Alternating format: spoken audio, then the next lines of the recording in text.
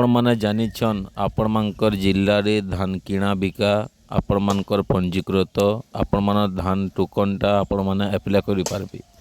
ସରକାର ଯେନ୍ତା କି 10 ତାରିଖରୁ 20 ତାରିଖ ପର୍ଯ୍ୟନ୍ତ ଡେଟ୍ ରଖିଛନ୍ ଆଉ ଆପଣମାନେ ସେ ଡେଟ୍ରେ ହିଁ ଆପଣମାନେ ରେଜିଷ୍ଟ୍ରେସନ୍ କରିକରି ଆପଣମାନଙ୍କର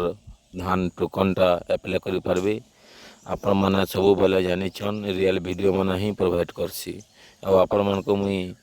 ବେଫାଲତୁ ୟୁଟ୍ୟୁବର ମାନେ ଭିଡ଼ିଓ ଅପଲୋଡ଼ ନା କରେ। ଆଉ ଆପଣମାନେ ଜାଣିଛନ୍ ଆଜ୍ଞା कि धान मंडी रे जेते लोग धान पेचन धान कार्ड रे पैसा पेदेले से माने तो बिकी अधा लोग बिकीचन 100 रु 50% लोग ए दिन तक हमार बरगढ़ डिस्ट्रिक्ट रे आज्ञा